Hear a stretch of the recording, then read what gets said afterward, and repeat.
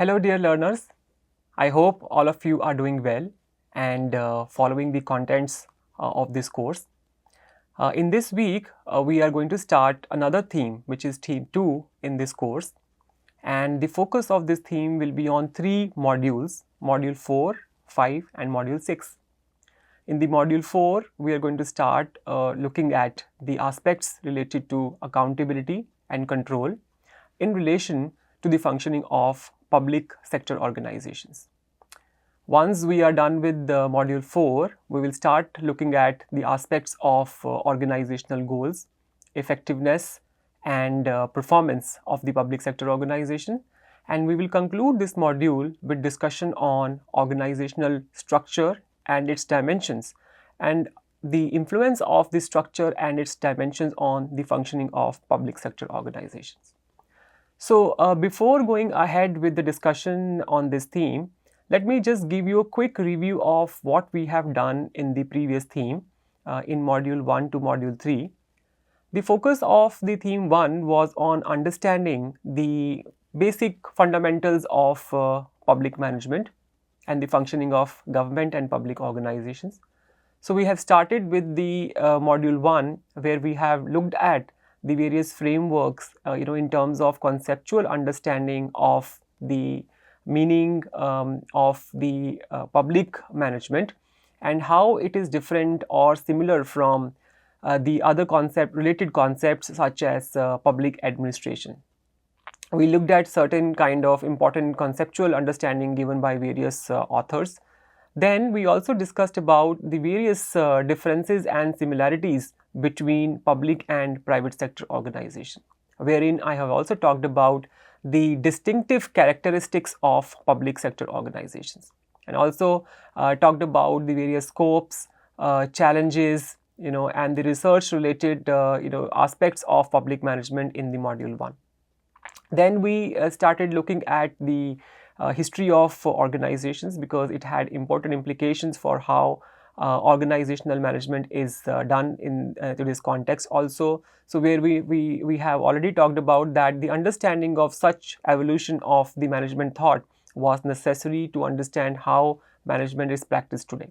So, we have reviewed and we have talked about various the school sort of management, starting from classical school to administrative school and then contemporary approaches to the management. The focus of the module 3 then was on understanding the environment and its impact on the functioning of government organizations. So, and we have discussed at length about various factors of the environment such as political, social, legal, cultural, economic factors, and how these all factors they actually impact the functioning of the organizations, right?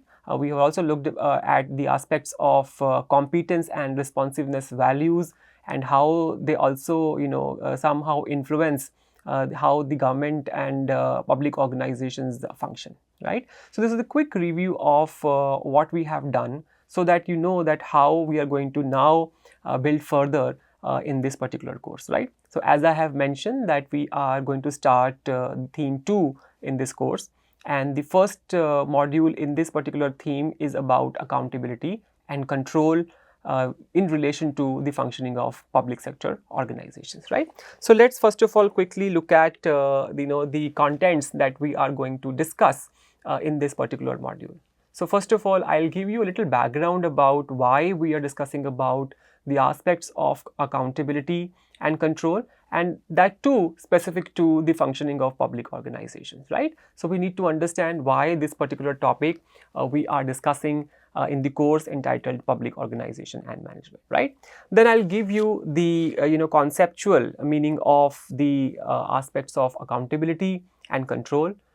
Then I will discuss about some of the types of accountability systems, mechanisms, some of the important frameworks which help us understanding how accountability is understood and practiced in the organizations, right? Then we'll look at some of the control mechanisms, like accountability is ensured by following some kind of control mechanisms. So, we will look into the control mechanisms, internal and external mechanisms, which will also include the discussion on very important control mechanism in terms of legislative, executive, and judicial control. So when we do this, we'll also talk about very important aspect of doctrine of separation of powers. Before I go ahead with discussion on legislative, executive, and judicial control as control mechanisms to ensure accountability and things like that. Then we'll talk about the role of civil society, how it actually influence the government's actions, they influence the functioning of the organizations, and some of the cases also we will discuss about how when the people they come together as a group and they wanted some kind of things to be taken care of by the government seriously, they can also influence the functioning of the organization. So in a way, the pressures outside the government and the public organizations, they somehow influence them to take actions to satisfy or meet the expectations of the society, because they are actually working for the public benefit, welfare of the larger community, right? So we look into the aspects of role of civil society, public opinions, and we will conclude this particular module with looking at how people's participation in the various aspects of the management of public organization as is actually helping in as a control mechanism, right? So these are the contents that we are going to focus on in detail in this particular module, right? Let us first of all talk about little background about why we are talking about the concept of accountability in the first place and control mechanisms in the first place. Since the beginning, we have been talking about that the entire intent of the course is to look at the functioning of the government and the public organizations, and the goals and the objectives, or if I say the purpose of the government and the public organizations largely is the welfare of the community. So all the actions or the strategies or the policy making, or you can say the programs, anything that the government and the public organizations are pursuing, this basically directly relates to the lives of the people, right? Because these public policies and programs are actually designed and implemented in order to benefit the public at large, right? So the actions which have a lot of implications for the lives of people outside, so these actions cannot be just randomly thought of, right? These actions should be well thought of. When I'm saying actions, I'm talking about how policies are being made, design of policies, how they are implemented, in the way of how public managers are conducting, in terms of their functioning in the organization, how government is planning. All these activities in terms of actions, they all have important implications, or I will say the consequences for the general public at large, right? Not only public at large, but all the other agencies, directly or indirectly, who are being impacted by the functioning of the organizations, in any context. I'm not talking about only in India, I'm talking about the nations, across the world. Whenever the government and public organizations, they came up with some kind of policies or reforms or programs such like, so they are actually impacting the public at large, and of course the other organization at large. So that's why we are talking about the concept of accountability and control, because there should not be any situation where the government and the public organizations should indulge into any kind of actions which are not towards the benefit or the welfare of the community, right? So accountability and control mechanisms, we try to somehow ensure that this is taken care of, and no one is I'm talking about the functioning of the organizations. No one is trying to do something which is against the constitution or against the welfare of the community at large, right? So this is why we are picking up this particular topic of accountability and control in the course public organization and management, right? So let us first of all understand very basic understanding of the term accountability, because if you look into the literature and if you read a lot of frameworks and the papers which are published in the area, books published in the area, they try to explain accountability in different ways, right? So this particular term accountability, as the literature mentioned, it has been used in several different ways, And these ways, all these different ways in which the accountability has been defined or conceptualized or seen, they have important implications for the aspects of governing, right? Because we are saying that accountability is being undertaken because to ensure how its governance is being done, what is government doing, how people are holding the government accountable or public organizations accountable for their actions. So this also relate to the important aspect of governance. That's what we have just written here, right? So if you want to just understand more about it, I have given the important references on the slides. This particularly is based on the two important references of Thomas and Peters given on the slides. If you really want to understand more about, which I am going to talk about in little more detail as I move ahead with the content, you will get to know about. I'll just briefly explain the concept, why transparency is important, and in what ways transparency is being understood by various researchers, and how it has important implications for the governance, right? Let us look at the definition as proposed by Peters in the text titled Performance-Based Accountability. According to the conceptualization proposed by the author, the most straightforward way of defining accountability as per author is that when a government agency or any public organization, right, they openly report on what it has done, in terms of their actions. And these actions can include how the money is being spent. For example, whatever budget allocation is being given to the government or the public organizations, how that money is being spent, right? What are the kind of services these organizations are providing, and also the success and failure of these programs. So, right, so this basically is in a very simple way of informing the agencies or the groups or the public outside that what government agency or public organization is doing, and there is a reporting mechanism to this, right? So this is one way of communicating with the people outside the organization about the actions of the government or public agencies with respect to various activities that the organizations are doing, right? Now, I'm not saying that accountability is not important for private sector organization, but accountability is seen in a different way in the context of private sector organizations. So even if you look at private sector organizations, as per the law, they are mandated to publish the their annual reports wherein they will disclose the important information which is to be disclosed to the public. They will also say something about published newsletter times and again. With the help of the electronic media, social media, they'll keep on informing the customers who are impacted time and again about what kind of products and services they come up with, right? So there's also another way of looking at accountability. But in this course, the focus of discussion is on understanding the accountability and control in the public sector organization. So that's what we are going to look at in little more detail in this particular module, right? Now let's continue. So as I have just mentioned that this particular aspect of accountability in the literature has been looked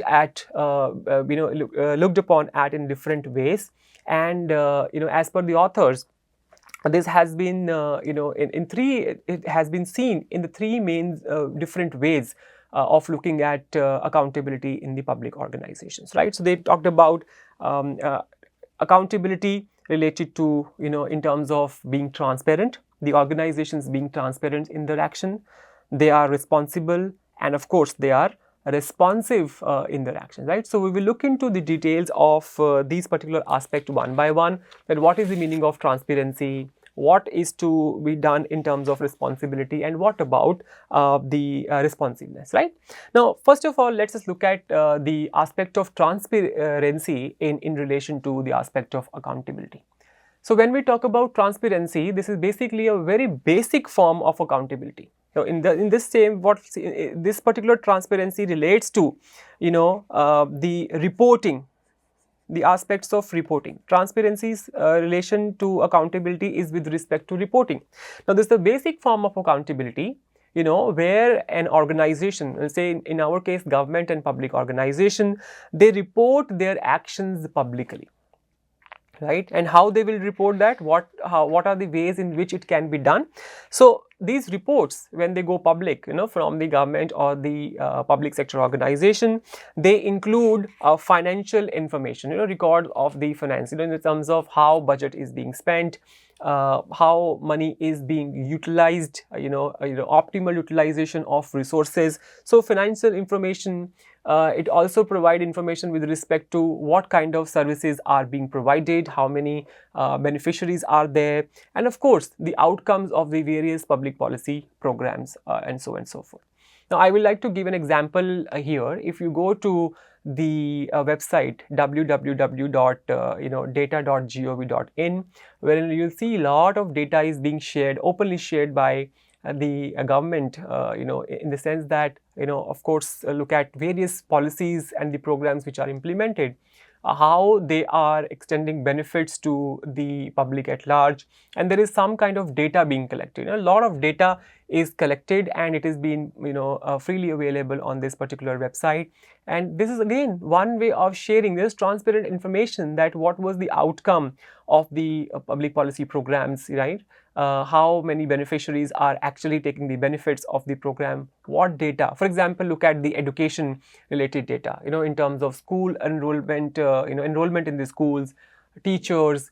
Let us look at the data related to healthcare policy, right? Or we'll say environment or so. So you'll see a lot of data is being shared. I'm talking about the government, transparency in terms of sharing this data with the public at large, right? So you can also log into this particular, you can actually go to this website and see what kind of data is being collected and what are the various things being shared on this platform. And also it doesn't only have collection of data, there are discussions happening, there are blogs where people are sharing their viewpoints, their feedback, and so on and so forth, right? So transparency is basically about reporting, what government organizations and they are doing. So when we say that these reports are being published, that data available on government platform is one of the example of this thing. On the other hand, government organizations, I just talked about that there are important documents that they will publish in terms of reporting, that can include annual reports. There can also be newsletters that they publish, right? Where one way of saying it to the government or showing it to the the people outside that what they are doing, right? But it doesn't mean that whatever they are reporting is have to be taken in that way. They are audited reports, right? These reported are well audited by the independent organizations, right? When they are made public. Now, the important consideration also here that you need to take into consideration is that this also need to be ensured when these reporting is done, that in terms of these we'll say the reports or the documents, the public can first of all and access to this particular documents and also understand. These documents should be understandable, so that if there are any kind of questions or if there are any kind of queries, the public have that kind of freedom, or I will say the authority to ask questions to the government for asking for more clarity, public organization for asking for more clarity. For example, if public policy programs are implemented and if some beneficiaries feel that they are not happy with the way it is being done, they can of course ask for clarification through various platforms or mechanisms, which of course we will talk in little detail when I go ahead with the discussion, right? For example, RTI is one of them. So there's one way of asking information, how public policies are being designed, or what actions or what strategies, how certain decisions are being taken, criteria, goals and performance, and so on and so forth, right? So this is the first one, one of the ways to look at the accountability in public organizations, that the government and public organizations being more transparent in the reporting activities with respect to their actions, right? The second aspect of this is about responsibility, right? The government and the public organizations being responsible, right? Now in this case, what happened is the focus is on the ethical and lawful behavior of public officials. When we say that responsibility, whose responsibility is it? Now we'll say that the government and the public organizations of course are represented by their officials, public officials who are taking decisions with respect to policy making, implementation, or various other activities in the organizations. So these are the people who are actually representing the organizations and the government. So when we talk about these people who are actually indulging into the actions or decision making, their ethical and lawful behavior is very, very important in terms of understanding the aspect of responsibility in relation to accountability, right? Now, this ethical and lawful behavior is largely dependent upon the official's own understanding of the legal and ethical standards, because individuals are different, their experiences are different, the way they look at or they understand the aspects related to ethical and legal standards, so it varies, right? But it is important because the responsibility is there, they are accountable, people can ask them the questions why they have done certain things which they have done in the past, especially if it has important implications for the people outside, right? So the government officials who are being given the authority to do something, in terms of the policy making and the things like that, they are responsible for their actions. They should be responsible for their actions, right? So in that way, the ethical and legal standards are very, very important, right? In terms of their conduct, how they are conducting themselves in the organizations. So this particularly, the works the best when there is a strong tradition of ethics in public service. So it's very important, right? Because we're talking about responsibility. So legal and ethics, comes at forefront. How certain things are being done, following what principles, so they should justify their actions, right? So ends through their means, how they are reaching the ends and what means are being used, so responsible way.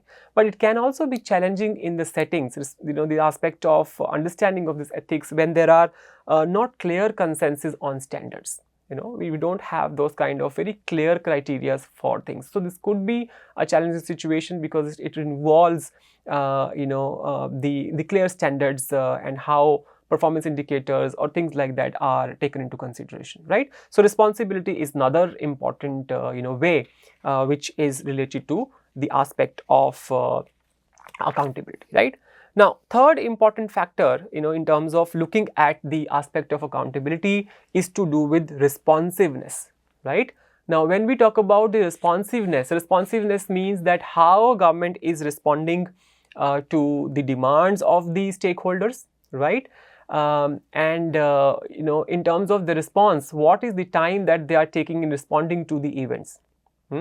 So basically, responsiveness here, they actually involves the role of the public servants, or we'll say civil servants, responding to the needs of their political authority, political leaders, and of course the public and specific groups. So there are always demands by the citizens, right? They want something or the other from the the administration to take into account their viewpoints or what they demand from the public sector organizations. So in that way, the representative of the government and the public organization, they have to respond to to their demands, right? So how they are responding, right? So basically this responsiveness dimension is basically listening to the public and fulfilling their demands as much as possible, right? For example, the demands could also be to do with like some kind of infrastructural development in the region, right? Or let's say the creation of schools or public health facilities in the vicinity. So what happened is district administration will always be receiving a lot of demands and people will be reaching out to them for fulfilling these demands. So how these officials are responding to the demands of the public and the political authority, these all are related to the aspects of the responsiveness.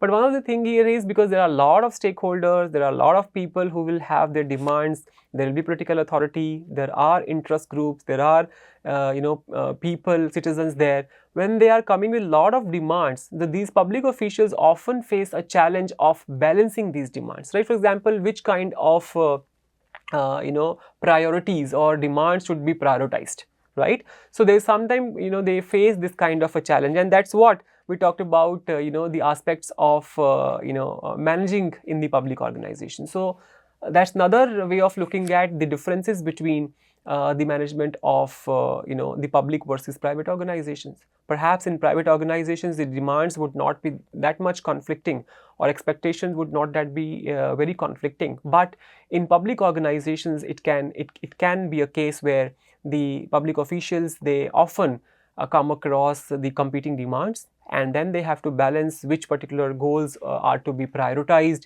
which particular demands take the priority. These are the three important ways in which we can actually look at the aspects of accountability in relation to transparency, responsibility and responsiveness. Now here there is an important discussion that I want to pick up. Now these approaches that we have just talked about in terms of accountability sometimes can also come in conflict with each other.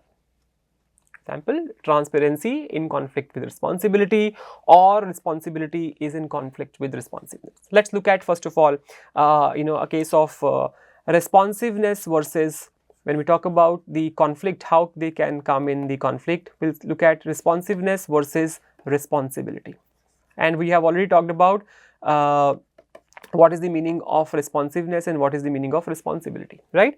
Now, let's say an example of a public servant, a civil servant official who is a representative of the government and public organization, who has much more focus on responsiveness, to meet the demand of the stakeholder. I'm talking about the conflicting demands between the two. This official may focus on responsiveness, and he or she, when he is executing the function, as a meeting the demands of the people, may prioritize helping people, citizens in that particular district where he or she is appointed. Even if it conflicts on the strict rules, because responsibility will say that it is basically adherence to the legal and ethical standards. So sometimes that can also be a consideration, where sometimes rules don't allow to have that happen, but sometimes being responsive, you are working in that vicinity, you understand the way the things are to be done, so you end up helping people there, which can of course come in conflict with the responsibility. But then again the people have to balance this aspect. So these kind of situation, you will see that various the public servant officials, they will keep on sharing their viewpoints or their experiences with other people when they came across these kind of situation, how they handle the political authority, how they meet the demands of the people outside, and how they take care of the media, things like that, right? Another example could be responsibility versus transparency. I'm talking about the conflict. These kind of the values can come in conflict with each other. How to look at it? For example, an official who is committed to the rules, right, in terms of their conduct, might struggle to meet all public demands if they perceive them as legally or ethically questionable. So you see that the two values, they are coming in close conflict with each other. So this is the way to look at the accountability. This perhaps this is not the only way to look at. We have just covered some part of it as per what the authors have described in their research here, but there could be others also. Could be another dimension, very important dimension, is about trust and its relation to the aspects of accountability. There's another way of looking at it.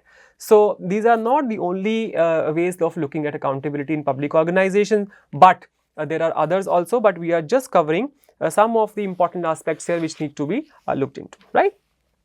Okay, following this we will talk about importance of accountability. Why we are talking about the aspect of accountability? What is the importance, right? So three important discussions we will have. Importance of accountability for effective democracy, for efficiency and effectiveness of organization, and of course for steering society. Again, the references are being highlighted here for you to look at.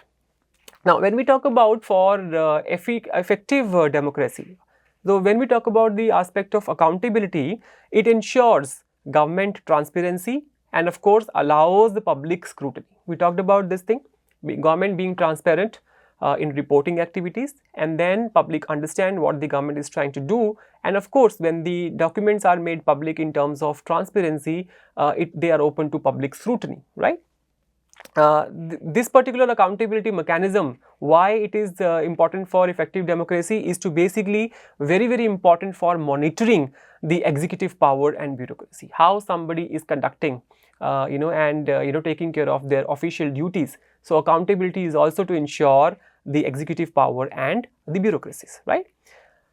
Also, accountability in terms of democracy, they empower people to go against, for example, mobilization against poor performance. So people have power if they see that there are some kind of inefficiencies in the system and things like that. They can always go against, come in the group and can tell government what is going wrong, and in that way they have the power to influence the government to change the way they are thinking or come up with some kind of reforms which will help in increasing the efficiency and effectiveness, right? So I'll stop here. I will continue this discussion in the next session, where I'll talk about the another two important aspects of accountability.